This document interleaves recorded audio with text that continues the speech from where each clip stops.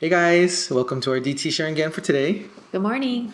All right, we're jumping into Matthew 5 and it's continued Sermon on the Mount. And just think it's kind of interesting here from the very beginning, verse 17. Jesus is talking about the law. Do not think that I've come to abolish the law or the prophets, but to fulfill them. So he's addressing the Pharisees here. And what's the kind of main issue that he has is that, God gave us the law as a way for how we're supposed to live. And there were principles that he designed for us to make God first, to honor the Sabbath, to love others, right? We're familiar with that, like in the Ten Commandments. But what did the Pharisees do with that? The Pharisees took that principle and then they began to say, okay, well, if we're not supposed to work on the Sabbath, then what are we supposed to do? Just give me a list of rules. So they began to make rules like, I can't walk a certain distance. I can't use power or a certain amount of work that I can or cannot do. So they began to form all these rules in order to say, hey, I was good. I didn't break those commandments. Well, you can see if I were to header this point, it would be like religion versus relationship.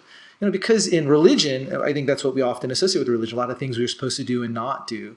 And that's what they turned it into. But I think Jesus is saying, no, the law is way more than that, actually. He actually, through these different examples, he elevates the law. He says it's not just about murder and doing murder, but it's something in your own hearts. Like if you have anger, that's even worse. So he's elevating the law, saying it's even greater than that. But through that principle, he's saying it's about a relationship as well. Now, how did I get there? So I was giving the example. Let me give you an example of the law. Like if the Pharisees treat God's law like the IRS. So, hey, tell me what forms I should fill out, I shouldn't, what codes do I need to obey or not, or the DMV, like, okay, I'm supposed to register this and pay this much.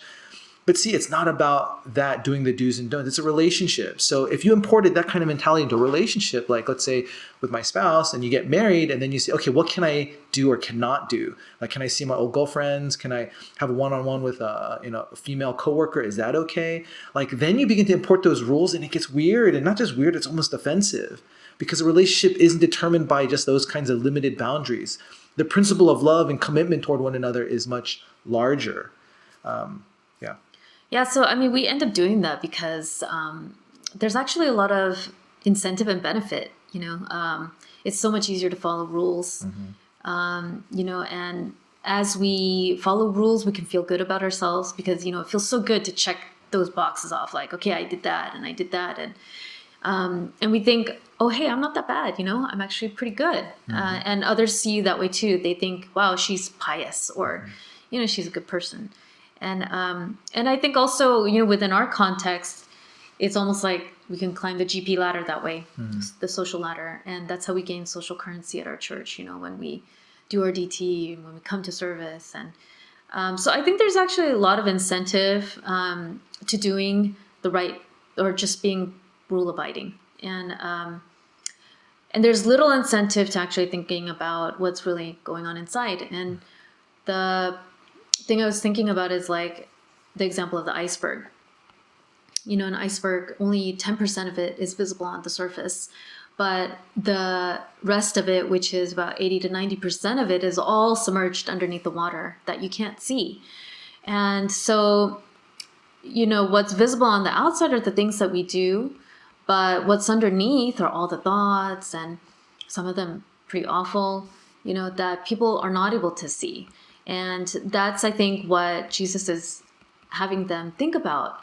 And so when, we eventually become dishonest, actually, because we start equating who we are with just the 10% that's on the outside. And we think, oh, we're actually pretty righteous. But because we do these things and it's visible to others. But so there we engage in some level of dishonesty. And so when maybe it doesn't start off that way, but yeah, it ends up that way because you want to keep propping up that 10%. Yeah, and there's no incentive to actually admit what's underneath.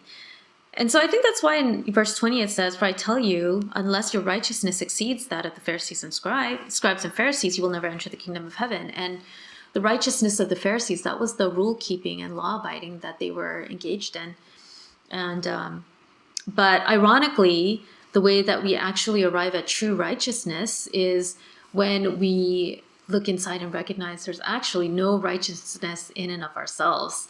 And that's why when John was talking about verse 17, when Jesus says, "I have not come to abolish them," meaning the law and the prophets, "but to fulfill them."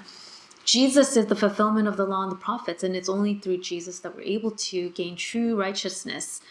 So when we actually take a look inside and we acknowledge that, wow, there's actually a lot of unrighteousness inside, that's when we're able to see that only through Jesus can we have true righteousness, that because he's the one that came to fulfill the law and the prophets.